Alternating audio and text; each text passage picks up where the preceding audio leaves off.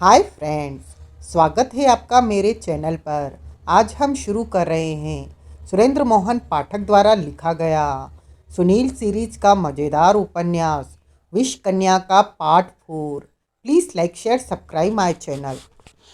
अगली सुबह सुनील फिर मुगल बाग पहुंचा। वहां कम्युनिटी सेंटर के पिछवाड़े में बने सर्वेंट क्वार्टर्स में राधा स्वामी अयंगर का क्वार्टर उसने बड़ी सहूलियत से तलाश कर लिया। क्वार्टर के बाहर एक चबूतरा था जिस पर एक लगभग 5 साल की गुड़िया सी खूबसूरत बच्ची बैठी थी। उसकी गोद में एक गुड़िया बैठी हुई थी जिसे वह थपथपाकर सुलाने की कोशिश कर रही थी। पिछली शाम के ब्लास्ट में छपी तस्वीर के आधार पर सुनील ने उसे फौरन पहचान लिया। निश्चित ही वही राधा स्वामी अयंगर की लड़की थी। सुनील उसके समीप चबूतरे पर बैठ गया और बड़े मीठे स्वर में बोला, तुम्हारा नाम क्या है मुन्नी? जय ललिता अयंगर, वह बड़े गर्वपूर्ण स्वर में बोली। और मेरी गुड़िया का नाम धनलक्ष्मी अयंगर है। तुम्हारे पापा कहाँ हैं? जय ललिता ड्यूटी पर गए हैं। और मम्मी? बाजार। सुनील ने अपनी जेब से पिछली शाम का अखबार निकाला और उसके मुख्य पृष्ठ पर छपी तस्वीर में मेरी गो राउंड के लकड़ी के घोड़े पर चढ़ी जयललिता की तस्वीर पर उंगली रखता हुआ बोला, यह तुम्हारी तस्वीर है जयललिता?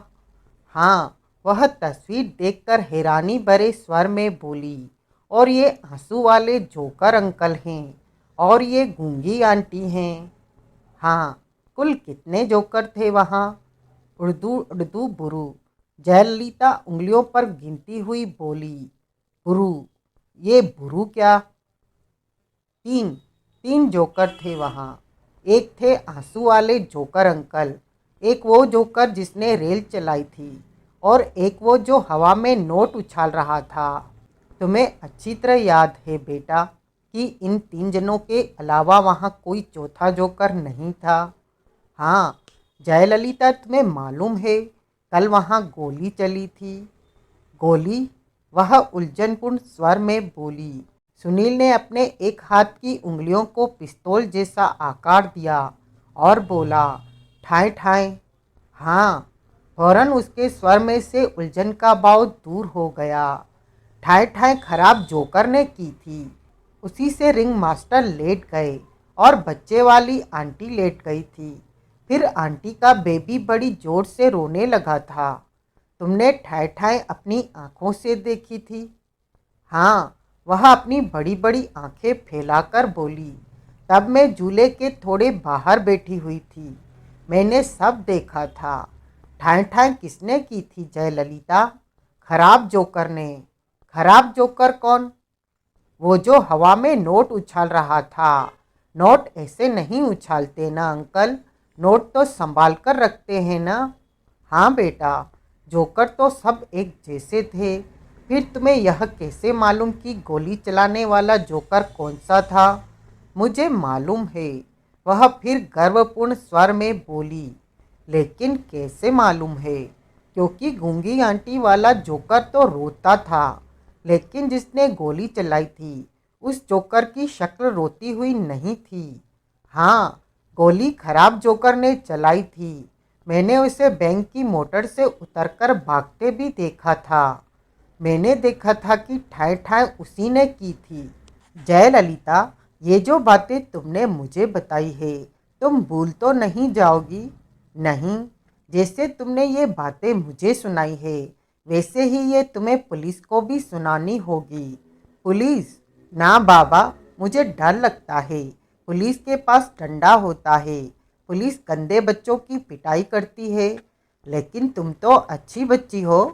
हाँ, और मेरी गुड़िया भी अच्छी बच्ची है। धनलक्ष्मी, वह अपनी गुड़िया से संबोधित हुई। नी नल्ल पुन्नू, पुलिस तुम्हें कुछ भी नहीं कहेगी। तुम? जयललिता, सुनील ने घूमकर देखा। एक युवती क्वार्टर के दरवाजे के पास खड़ी थी। उसने आंखें तरेर कर बड़े क्रोधित भाव से सुनील की तरफ देखा और फिर बड़े गुस्से से बोली, जयललिता इंगेबा वरेन। जयललिता बड़ी लापरवाही से बोली, लेकिन उसने अपने स्थान से उठने का उपक्रम नहीं किया। वह सुनील से बोली, अंकल कल मेरी गुड़िया की शादी है, तुम।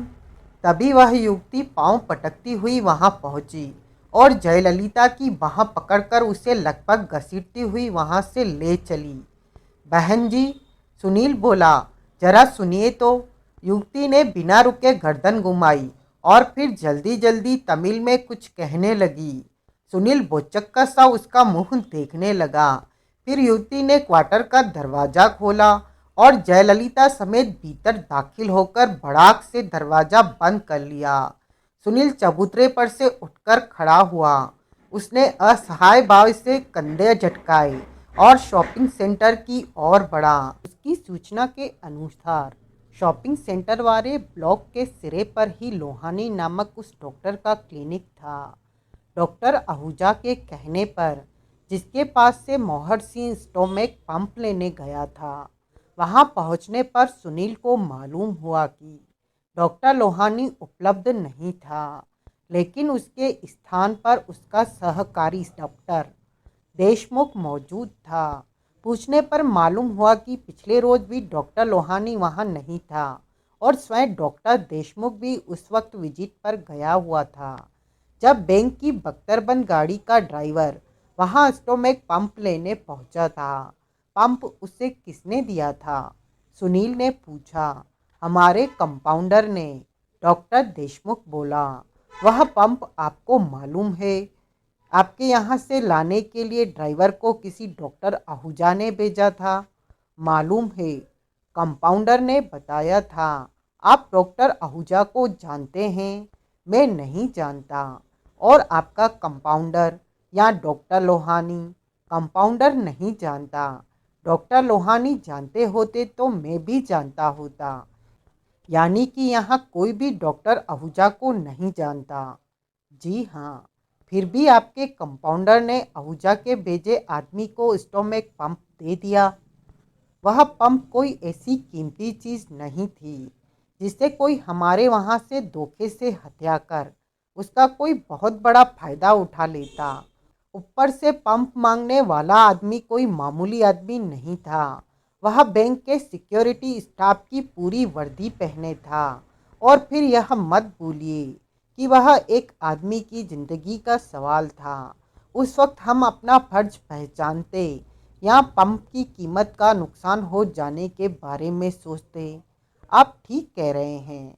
बाद में जब मैं विजिट से वापस लौटा था और मुझे कंपाउंडर से सारी बात मालूम हुई थी, तो मैं खुद शॉपिंग सेंटर गया था। इस नियत से गया था कि शायद मैं डॉक्टर आहूजा के मरीज को संभालने के मामले में कोई मदद कर सकूं। लेकिन मरने वाला वहां पहुंचने से पहले ही मर चुका था और डॉक्टर आहूजा वहां से गायब हो चुका था। क्यों? डॉक्टर आहूजा ने ऐसा क्यों किया? वास्तव में उसने ऐसा क्यों किया, यह तो वही जाने। लेकिन मेरी अक्ल तो यही कहती है कि शायद वह पुलिस के पचड़े में नहीं पड़ना चाहता था। यह भी हो सकता है कि वह राजनगर के बाहर कहीं से आया हो और उसे भय हो कि गार्ड की मौत के सिलसिले में यहाँ की पुलिस कहीं उसे यहीं पर न अटका ले। किसी परदेसी को पुलिस के अड़ंगे में 2-4 दिन यहीं फंसा रहना पड़ जाए तो वह उसके लिए जहमत की बात ही है ना? आप ठीक कह रहे हैं। घटनास्थल पर डॉक्टर की पुकार होने पर तो उसने मानवता के नाते अपने आप को पेश कर दिया होगा। मरीज को संभालने की कोशिश भी जाहिर है कि उसने पूरी की थी। अपनी सेवाएं पेश करने से पहले उसे यह थोड़े ही मालूम था कि मरीज मर जाने वाला था। भाई साहब, डॉक्टर आहूजा अगर वहाँ से खिसक गया हो तो उसने कोई अपराध नहीं किया। बुरी पब्लिसिटी से बचने की कोशिश हर कोई करता है। आपकी तमाम बातें दुरुस्त हैं, लेकिन फिर भी डॉक्टर आहूजा के वहाँ से एकाएक गायब हो जाने के पीछे कोई गहरी वजह हो सकती है। डॉक्टर देशमुख ने उत्तर देने के स्थान पर लापरवाही से कंधे झटकाए। प्रत्यक्षः डॉक्टर आहूजा के कार्यकलापों में उसको कोई दिलचस्पी नहीं थी। सुनील ने भी बात आगे न बढ़ाई। उसने डॉक्टर देशमुख का शुक्रिया अदा किया और वहां से विदा हो गया। वह पुलिस हेडक्वार्टर पहुंचा। इंस्पेक्टर प्रभुदयाल वहां मौजूद नहीं था। वह ब्लास्ट के ऑफिस में लौट आया।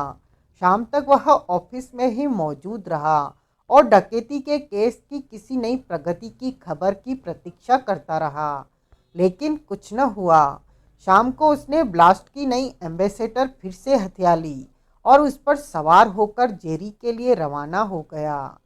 जेरी राजनगर से लगभग 65 मील दूर एक पिकनिक स्पॉट था। वहां पहुंचते पहुंचते सुनील को रात हो गई। वहां की खूबसूरत झील के गिर्द बने कई कॉटेजों में से एक कॉटेज 20 नंबर रमाकांत का था। सुनील ने 20 नंबर कॉटेज के सामने जाकर कार रोकी। वह कॉटेज अन्य कॉटेजों से अपेक्षाकृत बड़ा था। सुनील जानता था कि वह कॉटेज सुख सुविधा के हर साधन से परिपूर्ण था। रमाकांत वहां कभी कभार ही आता था, लेकिन फिर भी कॉटेज को हर लिहाज से हर वक्त तैयार रखा जाता था। इसी काम के लिए रमाकांत ने मोहनीवाल नाम का एक केयरटेकर रखा था। मोहनीवाल लगभग 35 साल का एक खूबसूरत व्यक्ति था। वह सुनील को खूब अच्छी तरह से जानता था। उसने सुनील को बड़ी खूबसूरती से सजे ड्राइंग रूम में ले जाकर बिठाया। फिर वह चांदी के खूबसूरत टी सेट में सुनील के लिए चाय ले आया। उसने चांदी के कप में चाय बनाकर सुनील को दी। सुनील ने चाय ले ली और साथ ही एक सिगरेट भी सुलगा लिया। मोहनीवाल कुछ क्षण बाद सुनील बोला, तुम्हारी जानकारी के लिए मैं यहाँ तफरीह के लिए नहीं आया। तो फिर कैसे आना हुआ साहब? उसने पूछा। तुम यह समझ लो कि आज मैं तुम्हारी चौकसी और सूझबूझ का इम्तिहान लेने आया हूँ। अच्छा, हाँ, तुम एक मुद्दत से यहाँ रह रहे हो। जेरी में झील के किनारे मुट्ठी भर कॉटेज हैं और उनमें से भी आधे से ज़्यादा आईटीडीसी के हैं और उनका दर्जा होटल जैसा है। बाकी बचे प्राइवेट कॉटेजों में जो लोग रहते हैं। मेरे हिसाब से उन सब की खबर तुम्हें होनी चाहिए। मैं झील के किनारे के तकरीबन सभी लोगों को जानता हूँ साहब। तो बताओ कि ऐसी कोई युवती कौन से कॉटेज में रहती है जिसके पास नीले रंग की फिएट है और जो अपने बॉयफ्रेंड्स को तफरीह के लिए अपने कॉटेज पर आमंत्रित करती रहती है। ऐसी युवती तो 9 नंबर कॉटेज वाली ही है। तुमने उस युवती को देखा है? जी हाँ, कई बार देखा है, उसे भी और उसकी नीली फिएट को भी। वैसे कभी कभी मैंने उसे एक सफ़ेद एम्बेसडर भी चलाते देखा था। देखने में कैसी है वो? वह कोई 25-26 साल की बेहद जवान, बेहद खूबसूरत लड़की है साहब। फिल्म अभिनेत्रियों जैसा फिगर है उसकी। रेशम जैसे मुलायम लंबे भूरे बाल, बड़ी बड़ी आँखें, लंबी गर्दन, उन्नत वक्ष, पतली कमर, बारी नितंब, लंबी सुडौल टांगें, रखरखाव बेहद शानदार और सलीके का। तुमने तो उसे बहुत गौर से देखा मालूम होता है। वह लड़की है ही ऐसी शानदार कि उसे जो भी देखेगा बहुत गौर से ही देखेगा। नाम जानते हो उसका? मैंने उसे देवबाला के नाम से पुकारे जाने सुना है। 9 नंबर कॉटेज उसका अपना है? जी नहीं, शहर की कोई पार्टी है जिससे उसने उसे किराए पर लिया हुआ है। यह देवबाला स्थायी तौर पर यहीं रहती है? जी नहीं, वो अक्सर छुट्टी वाले दिन से पहले दिन की शाम को यहाँ आती है और अगले दिन की सुबह चली जाती है। विवाहित है? यह तो मुझे मालूम नहीं। तुमने बहुत मर्दों के साथ देखा है उसे? मैंने गिनती तो नहीं की है साहब, लेकिन मैंने उसे जब भी देखा है किसी नए ही मर्द के साथ देखा है। कहीं वह कोई हाई प्राइड स्कॉल गर्ल तो नहीं? ऐसा ही कुछ लगता है मुझे।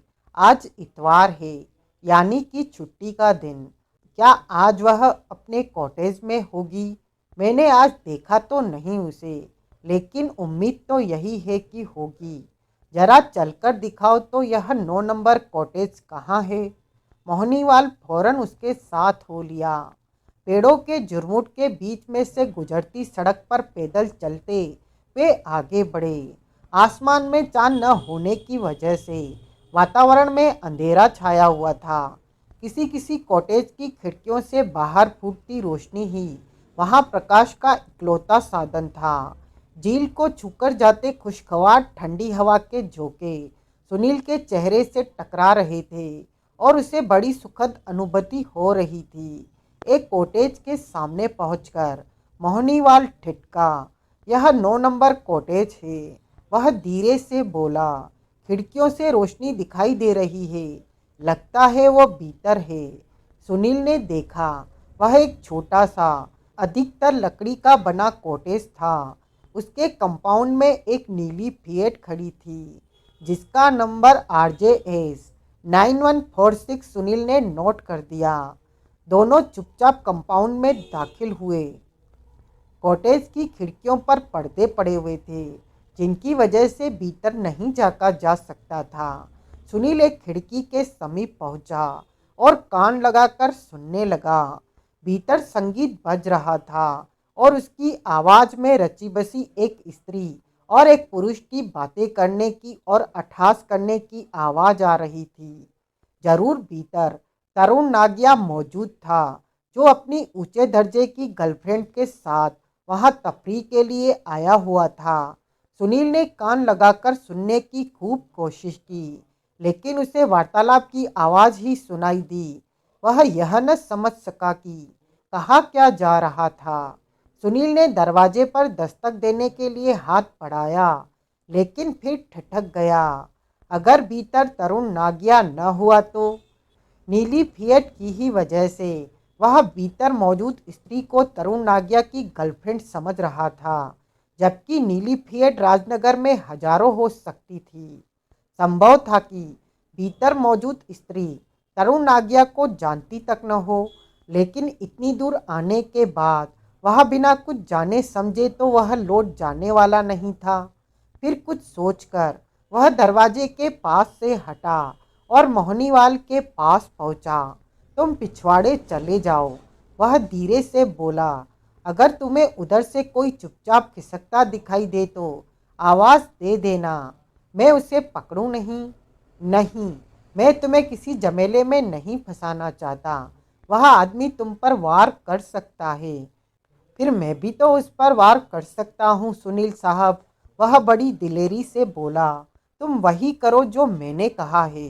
बेहतर। वह दबे पांव पिछवाड़े की ओर बढ़ चला। सुनील ने 1 मिनट और इंतजार किया और फिर आगे बढ़कर दरवाजे पर दस्तक दे दी। तुरंत संगीत बंद हो गया। एक क्षण खामोशी रही। फिर एक पुरुष स्वर ने सवाल किया, कौन है? मेरा नाम सुनील है, वह तनिक उच्च स्वर में बोला। कौन सुनील? वही जो आखिरी कष्ट तक मजा देता है और कपड़ों पर दाग नहीं लगाता। भाग जाओ, मैं इतनी आसानी से यहाँ से भाग जाने वाला नहीं हूँ। तो फिर ठीक से बताओ कौन हो तुम? मैं प्रेस रिपोर्टर हूँ। क्या चाहते हो? मैं मिस देवबाला से बात करना चाहता हूँ। किस बारे में? तरुण नागिया के बारे में। मुझे तरुण नागिया की तलाश है। कल देवबाला की बाहर खड़ी नीली फिएट तरुण नागिया के पास थी, इसलिए मैं उम्मीद कर रहा हूँ कि देवबाला को मालूम होगा कि वह कहाँ है। ठीक है, 1 मिनट ठहरो। Thank you. सुनील दरवाजे के सामने ठिठका खड़ा रहा। 1 मिनट की जगह 2 मिनट गुजर गए, लेकिन दरवाजा न खुला।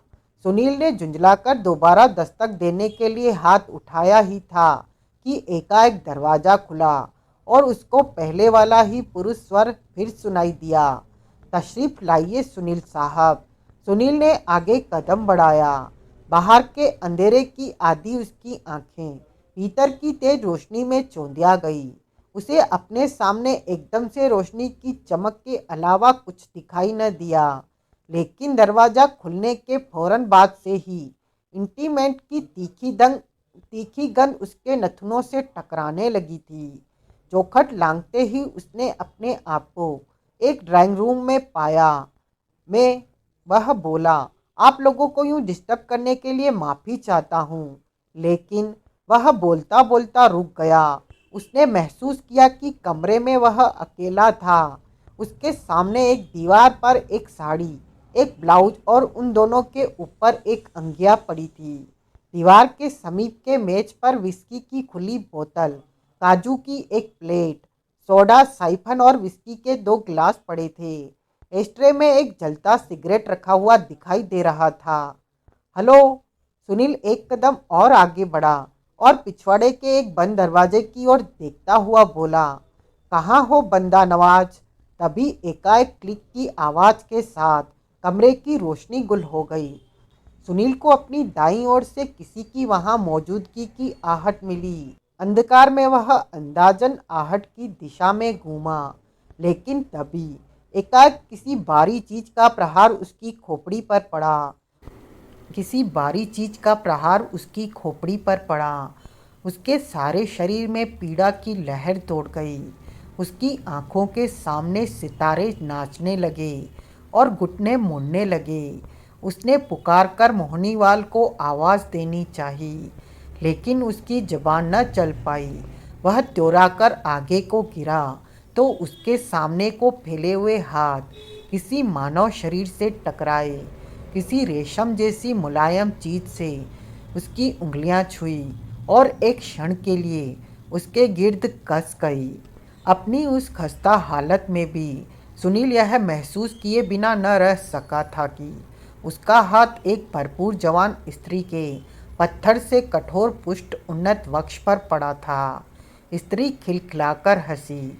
उसने सुनील का निडाल हाथ थामा और उसे अपने दूसरे वक्ष पर रख दिया। अच्छा है, उसने पूछा। तब तक सुनील अर्ध चेतनावस्था में पहुंच गया था। उसके घुटने कालीन बिछे फर्श से टकराए। तभी सुनील के सिर पर एक और प्रहार पड़ा। उसका हाथ स्त्री के वक्ष से हट गया और वह औंधे मुंह फर्श पर ढेर हो गया। थोड़ी देर बाद उसे लगा जैसे कहीं कोई कार स्टार्ट हुई हो। फिर गोली चलने की आवाज़, फिर मोहनीवाल के जोर से चिल्लाने की आवाज़, फिर एक अजीब सी कटर कटर की आवाज़ जैसे जलती हुई लकड़ियाँ चटक रही हों।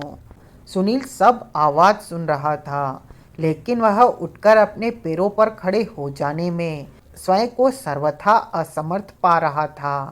फिर 2 मजबूत हाथ उसकी बगलों के नीचे से होते हुए उसकी छाती पर बंध गए। उन्हीं हाथों ने उसे सहारा देकर अपने पैरों पर खड़ा किया। फिर कोई उसे एक कंधे का सहारा देकर तेजी से बाहर ले जाने लगा। बाहर कंपाउंड में आकर उसने देखा कि उसे यूं लगभग उठाकर बाहर लाने वाला व्यक्ति मोहनीवाल था। नीली फिएट कार कंपाउंड में से गायब थी और कॉटेज में आग लगी हुई थी और वह दू-दू कर जल रहा था। वो भाग गए? सुनील ने हाँफते हुए पूछा। औरत भाग गई भाई साहब, मोहनीवाल आतंकित स्वर में बोला।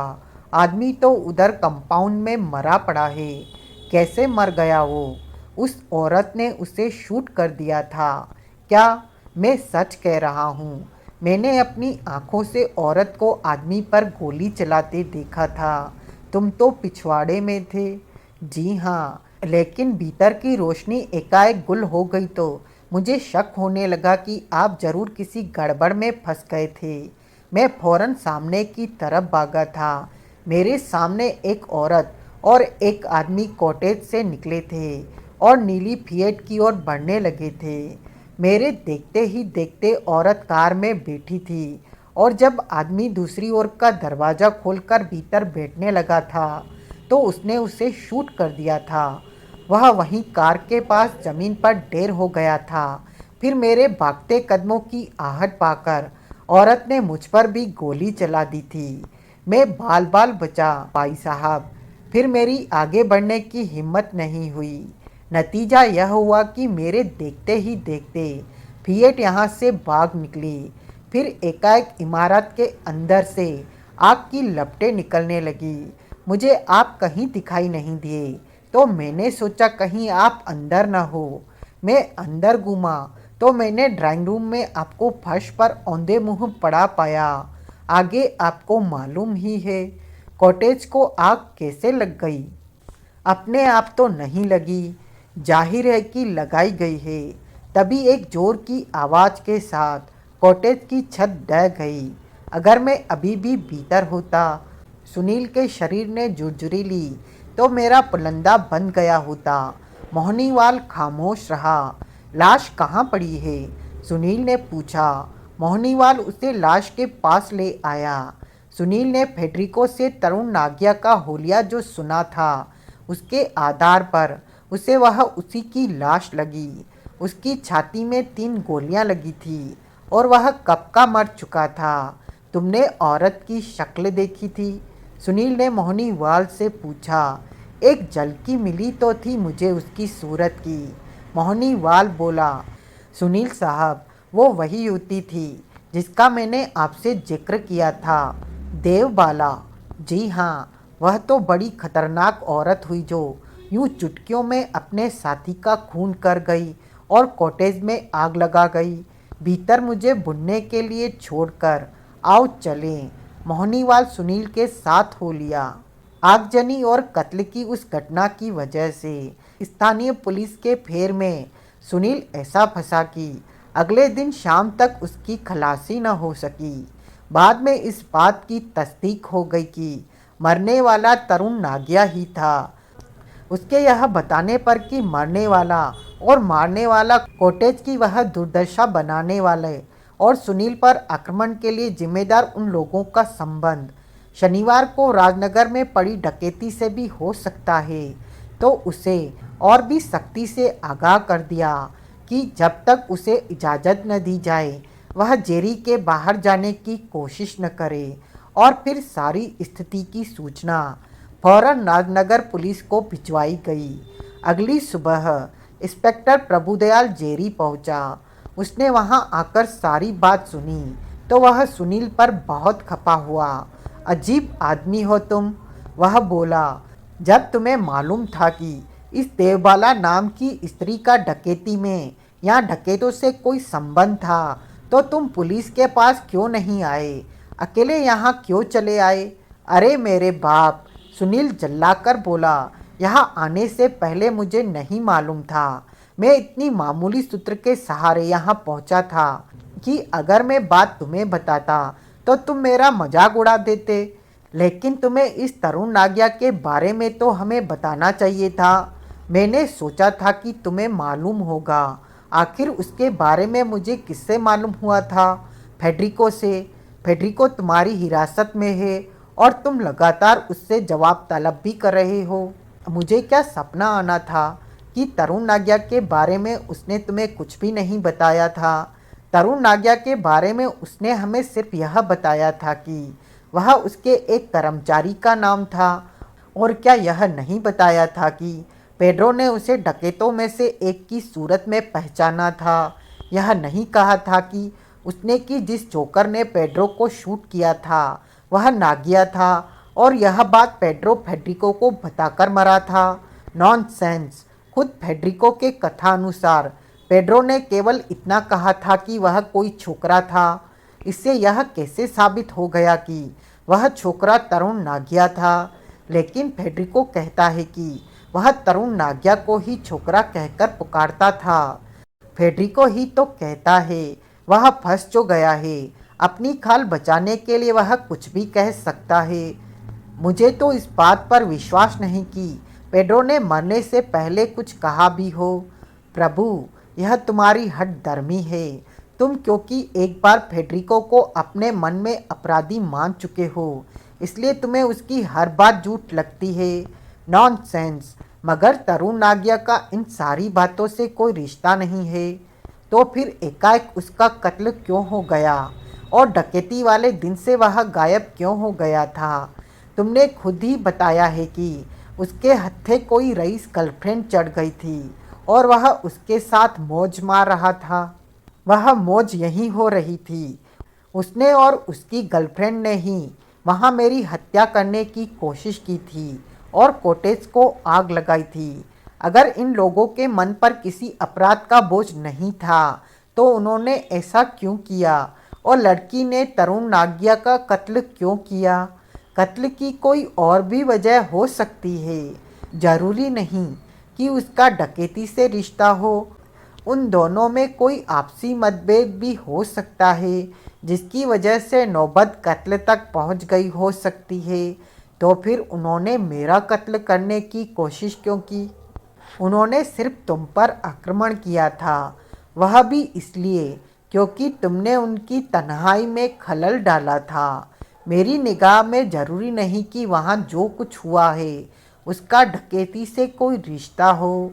कमाल है यार, तुम तो चाहते हो कि चित भी तुम्हारी हो और पट भी तुम्हारी।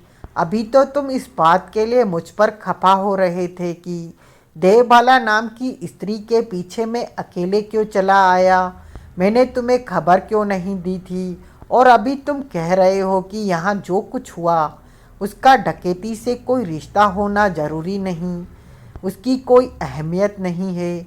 प्रभुदयाल खामोश हो गया। कुछ क्षण बाद जब वह दोबारा बोला तो उसके स्वर में नम्रता का पुट था। मैंने यह नहीं कहा कि यहाँ जो कुछ हुआ उसकी कोई अहमियत नहीं है। मैंने कहा है कि डकैती के संदर्भ में उसकी कोई अहमियत नहीं है। अगर यह बात है तो तुम यहाँ क्यों दौड़े चले आए?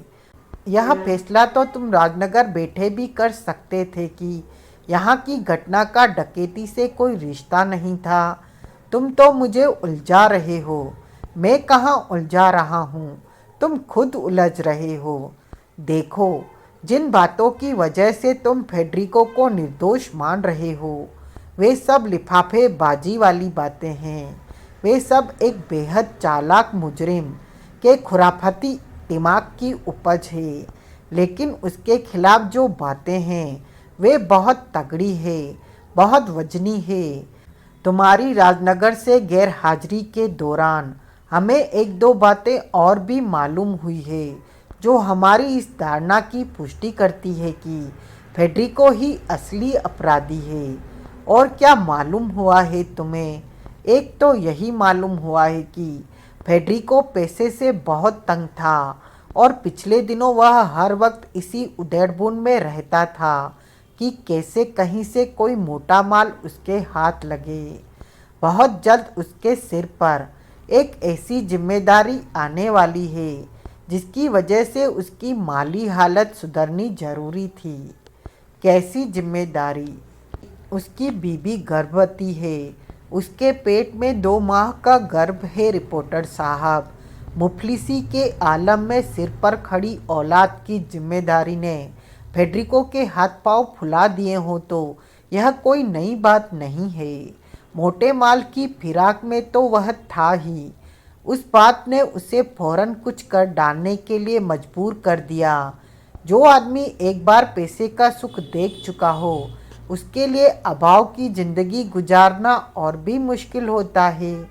लेकिन अभी और सुनो, तुम्हें मालूम ही होगा कि कार्निवाल का सारा सामान फेडरिको ने किराए पर हासिल किया हुआ था।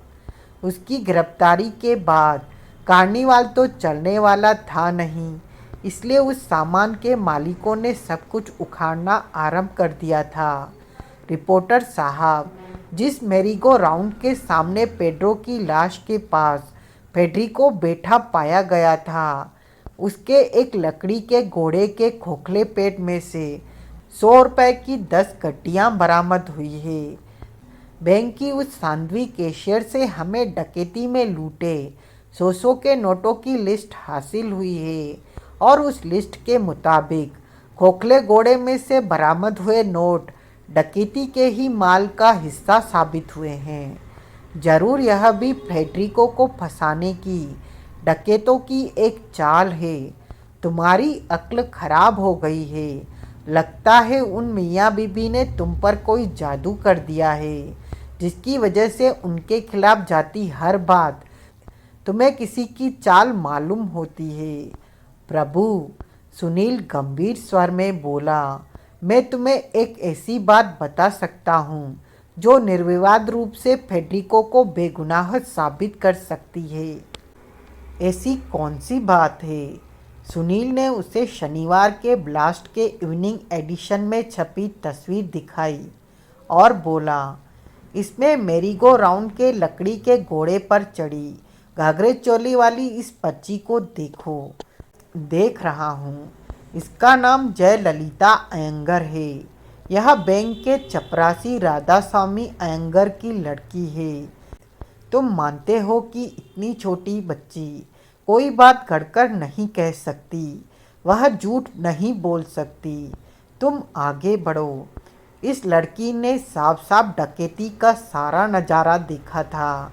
इसके कथानुसार फेडरिको के अलावा वहाँ केवल 2 और जोकर थे और गोली उस जोकर ने चलाई थी जो पहले बख्तरबंद गाड़ी पर चढ़ा नोट लुटा रहा था। उसे क्या मालूम कि वह जोकर कौन था? जोकरों में जोकर वह कैसे पहचान पाई? उसे यह मालूम था कि गोली चलाने वाला जोकर फेडरिको नहीं था। कैसे मालूम था? क्योंकि फेडरिको अपना जोकर का मेकअप इस प्रकार करता था कि वह रोता हुआ मालूम होता था, जबकि बाकी जोकरों के चेहरों पर ऐसा मेकअप होता है कि वे हंसते हुए लगते थे। वह बच्ची फेडरिको को आंसू वाला अंकल कहती है, जबकि बाकी जोकरों के चेहरों पर ऐसा मेकअप था कि वे हंसते हुए लगते थे।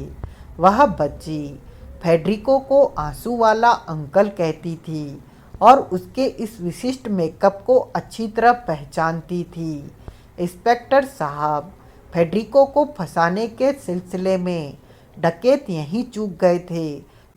फेडरिको के मेकअप की इस विशिष्टता को नोट नहीं कर पाए, अन्यथा उन्होंने भी अपनी सूरतें रोती हुई बनानी थी। प्रभुदयाल सोच में पड़ गया। कितनी ही देर खामोश रहने के बाद वह बोला, तुमने खुद उस लड़की से बात की थी?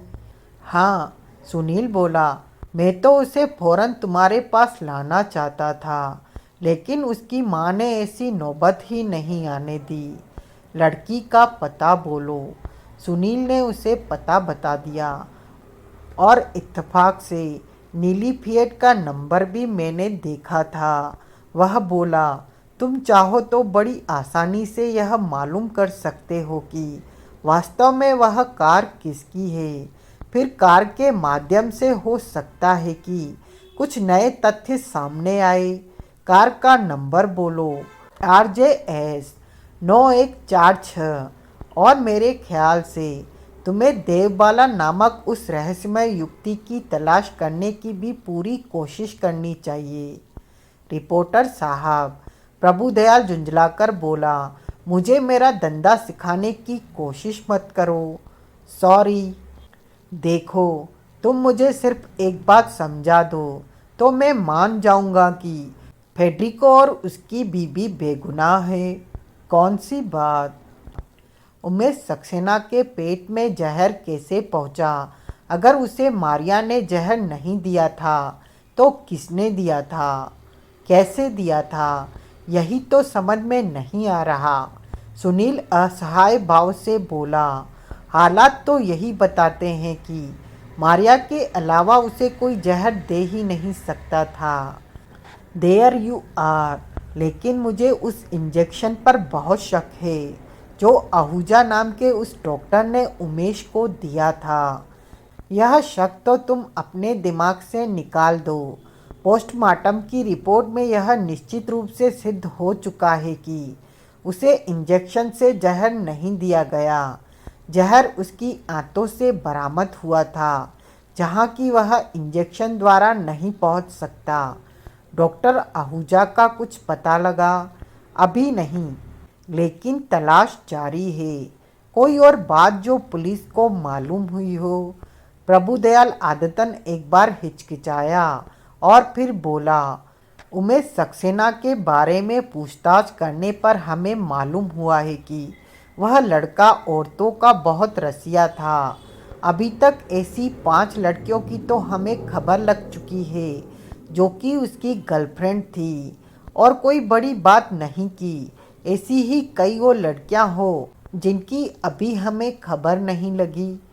यह भी हो सकता है कि उन लड़कियों में से ही किसी की उमेश के साथ ऐसी अदावत हो कि उसने उसको जहर दे दिया हो। होने को क्या नहीं हो सकता भाई, लेकिन फिर वही सवाल सामने आता है कि अगर मारिया के अलावा किसी और ने उमेश को जहर दिया तो कैसे दिया। यह कैसे हुआ कि मारिया के पाइनएप्पल जूस का गिलास भरने और उस गिलास के उमेश के हाथ में पहुंचने के 10 सेकंड से भी कम अरसे में कोई तीसरा शख्स जूस में जहर मिलाने में कामयाब हो गया। सुनील के पास इसका कोई जवाब नहीं था। सुनील, मैं एक बात सोच रहा हूँ। क्या क्या तुम्हारी यह देवबाला नाम की रहस्यमय युक्ति भी कोई उमेश की ही गर्लफ्रेंड हो सकती है? मेरे ख्याल से तो नहीं हो सकती। जो बातें मुझे देवबाला के बारे में मालूम हुई है उसे तो वह कोई कोलगल मालूम होती है प्रभु। जिस आदमी को कोई चीज़ मुफ्त में हासिल हो वह उसके लिए पैसे क्यों खर्चेगा। तुम ठीक कह रहे हो। अब जरा उमेश की गर्लफ्रेंड के बारे में तो बताओ। प्रभुदयाल ने उसे 5 लड़कियों के नाम और पते बता दिए। सोमवार शाम को सुनील राजनगर पहुंचा। वह सीधा मुगल बाग पहुंचा। इस बार राधा स्वामी अयंगर भी अपने क्वार्टर पर मौजूद था। उसकी पत्नी ने बड़े संदिग्ध भाव से सुनील को देखा और फिर जल्दी जल्दी तमिल में अपने पति को कुछ बताने लगी। सुनील बड़ी कठिनाई से राधा स्वामी को समझा सका कि वह कोई बच्चे उठाने वाला नहीं था। वह प्रेस रिपोर्टर था और किसी की भलाई के खातिर उसकी बेटी से वह विस्तृत वार्तालाप करना जरूरी था जो कल सुबह अधूरा रह गया था। राधा स्वामी ने सुनील का प्रेस कार्ड देखा। ब्लास्ट के ऑफिस में फ़ोन करके उसने सुनील के बारे में पूछताछ की और तब कहीं जाकर उसको तसल्ली हुई और उसने सुनील को जयललिता के साथ दोबारा बात करने का मौका दिया। बच्ची की याददाश्त पर जोर न पड़े इसलिए सुनील ने बात को शुरू से शुरू किया। उसने उसे वे बातें भी दोहराने दी जो वह पहले सुनील को बता चुकी थी। लकड़ी के घोड़े पर तुम काफ़ी देर बैठी थी जयललिता? सुनील ने पूछा। हाँ, वहाँ मुझे अच्छा लगता था। वहाँ से मुझे सब कुछ दिखाई देता था। जयललिता बोली। तुमने एक गार्ड को गूंगी आंटी के स्टॉल पर जाते देखा था? हाँ, गूंगी आंटी ने उसे शरबत का एक गिलास भरकर दिया था। उस वक्त आंसू वाले जोकर अंकल कहाँ थे? वे थोड़ी दूर खड़े थे। क्या उन्होंने ठाय ठाय की थी? नहीं। गूंगी आंटी ने शरबत का गिलास कहाँ से भरा था? शरबत की मशीन में से। उसमें से एक गिलास निकालकर उन्होंने खुद भी पिया था। क्या गूंगी आंटी ने गार्ड वाले शरबत के गिलास में शरबत के अलावा कुछ और भी डाला था? नहीं। तुमने अच्छी तरह देखा था जयललिता? हाँ। फिर क्या हुआ था? फिर शरबत पीकर गार्ड जमीन पर गिर पड़ा था। उसके साथ के आदमी ने उसके नोटों के झोले उठाए और वापस नोटों वाली गाड़ी की तरफ भागा। उसने गाड़ी का दरवाज़ा खटखटाया तो एक और गार्ड बाहर निकला। उसने दूसरे आदमी के दोनों झोले लेकर भीतर रखे और बाहर कूदा। उसने गाड़ी को ताला लगाया और भागकर जमीन पर गिरे गार्ड के पास पहुंचा। फिर डॉक्टर आया। उसने बीमार गार्ड को सुई लगाई लेकिन बीमार गार्ड उठकर खड़ा नहीं हुआ। फिर डॉक्टर ने सुई अपने बैग में रख दी और लंगड़ाता हुआ वहाँ से चला गया। लंगड़ाता हुआ? सुनील चौंका। हाँ, जयललिता निर्विकार भाव से बोली, आंसू वाले जोकर अंकल की तरह। वह डॉक्टर लंगड़ाता हुआ चलकर गया कहाँ था जयललिता? वह सफ़ेद रंग की बड़ी सी गाड़ी में जा बैठा था। वह बड़ी सी गाड़ी कैसी थी? बिल्कुल वैसी है जैसी आपकी है, सिर्फ रंग का फर्क है। आपकी गाड़ी काली है, वह सफ़ेद थी। यानी कि सफ़ेद एम्बेसडर, सुनील ने मन ही मन दोहराया। फिर प्रत्यक्षः वह फिर जयललिता से संबोधित हुआ।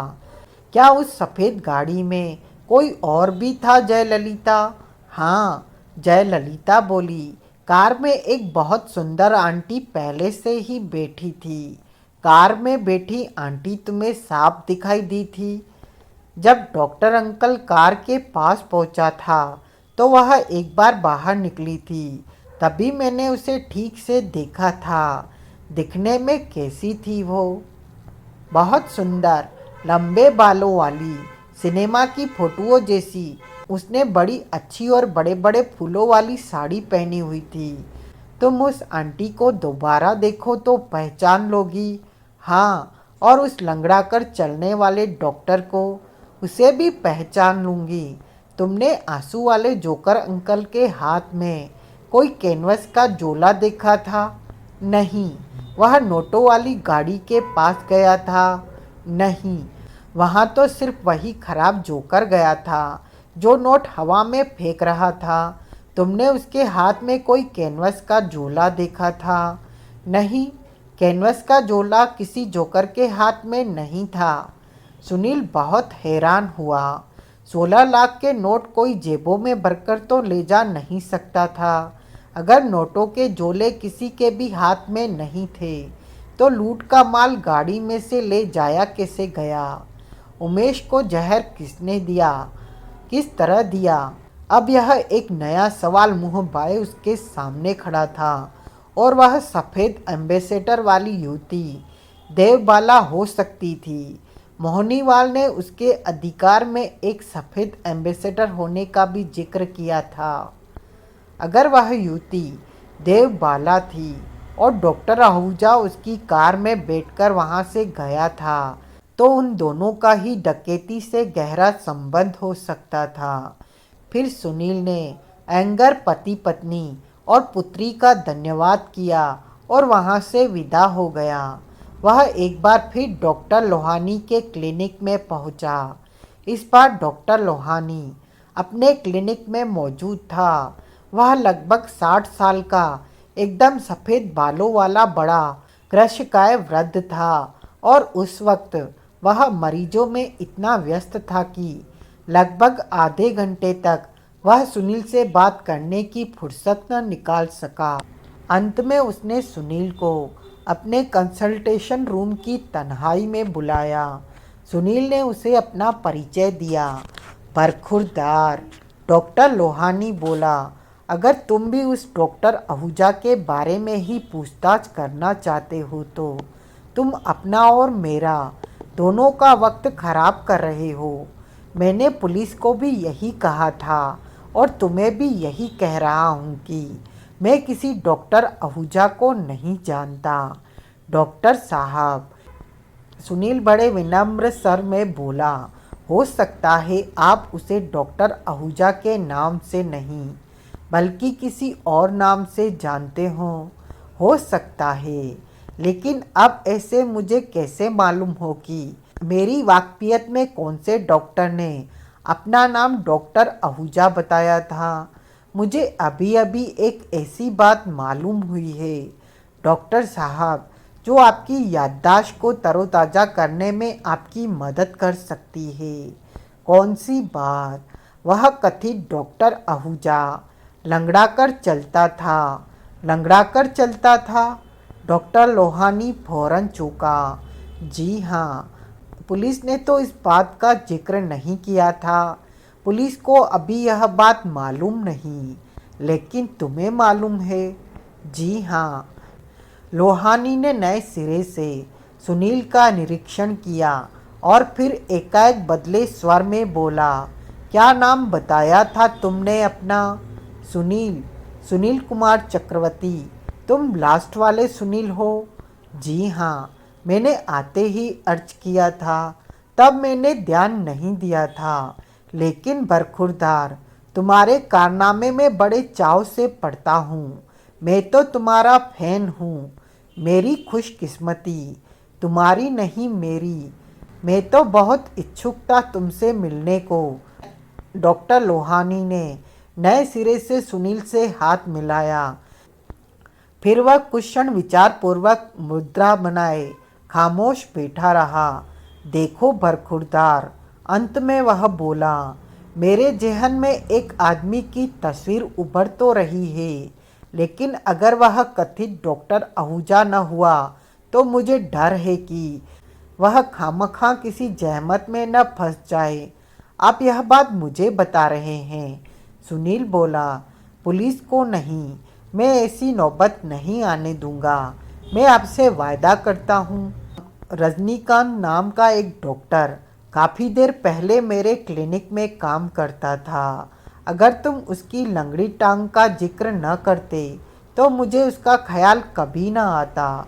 डॉक्टर आहूजा का जो हुलिया अखबार में छपा था उसकी तरफ मैंने पहले ध्यान नहीं दिया था, लेकिन अब मैं कह सकता हूँ कि वह जरूर रजनीकांत ही था। बचपन में हुए एक एक्सीडेंट की वजह से रजनीकांत की एक टांग दूसरी टांग से कोई 1 इंच छोटी हो गई थी। इस विकार को छुपाने के लिए हालांकि वह स्पेशल जूता पहनता था, लेकिन फिर भी उसकी चाल में से लंगड़ाहट साफ जाहिर होती थी। वह क्वालिफाइड डॉक्टर था, हाँ, लेकिन कोई 1 साल पहले कानूनी तौर पर उसका रजिस्ट्रेशन रद्द कर दिया गया था, जिसकी वजह से अब वह प्रैक्टिस नहीं कर सकता। ऐसा क्यों हुआ? पैसे की लालच में पड़कर वह किसी गर्भपात के केस में हाथ डाल बैठा था। लड़की नाबालिग थी और ऑपरेशन के दौरान ही मर गई थी। रजनीकांत के खिलाफ पुलिस का बड़ा लंबा चौड़ा केस बन गया था। उसकी तकदीर ही अच्छी थी जो वह जेल जाने से बच गया था, लेकिन मेडिकल प्रैक्टिस करने का उसका लाइसेंस उससे फिर भी छिन गया था। वैसे डॉक्टर कैसा था वो? अच्छा डॉक्टर था, समझदार था, लेकिन ख्यालात बड़े खराब थे उसके। एक तो पैसे पर बहुत जान देता था, ऊपर से पक्का औरत खोर था।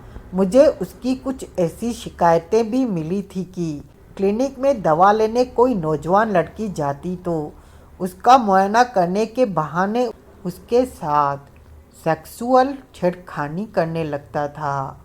सुनील के जेहन में फिर देवबाला का नाम गूंज गया। इस डॉक्टर रजनीकांत से कब से आपका संपर्क नहीं है? प्रत्यक्षः सुनील ने पूछा। 2.5-3 साल तो मेरा उससे संपर्क टूटे हो गए हैं, डॉक्टर लोहानी बोला, लेकिन पिछली गर्मियों में एक दिन उसे मैंने हार्बर पर देखा था। वह उस वक्त बड़े याट के डेक पर बैठा था। यह याट किसका था? मुझे क्या पता किसका था, लेकिन जिस शान से रजनीकांत डेक पर बैठा हुआ था उससे तो लगता था कि जैसे याट उसी का था। आपका मतलब है कि आपके क्लिनिक की नौकरी छोड़ने के बाद उसकी याट खरीदने लायक हैसियत हो गई थी? यह बात तो गले से नीचे नहीं उतरती। वैसे रजनीकांत कोई बड़ा स्मगलर बन गया हो तो बात दूसरी है, या फिर वह याट किसी और का हो, किसी ऐसे आदमी का जिससे रजनीकांत के बहुत ही गहरे ताल्लुकात होंगे, या फिर किसी रईस औरत का। जी हाँ, आपने उस याट का नाम देखा था डॉक्टर साहब? नहीं, वह खेदपूर्ण स्वर में बोला, अगर देखा भी होगा तो नाम इस वक्त मुझे याद नहीं। डॉक्टर साहब, अगर बाद में भी आपको रजनीकांत के बारे में कोई ऐसी बात याद आ जाए जो उसकी तलाश में सहायक सिद्ध हो सकती है तो बराए मेहरबानी मुझे खबर कर दीजिएगा। ज़रूर, यह मेरा कार्ड है। सुनील ने उसे विजिटिंग कार्ड दिया। आज की कहानी बस यहीं तक। आगे की कहानी जानने के लिए बने रहिए मेरे साथ। अगर आपको यह नावल पसंद आया हो तो please like share subscribe my channel.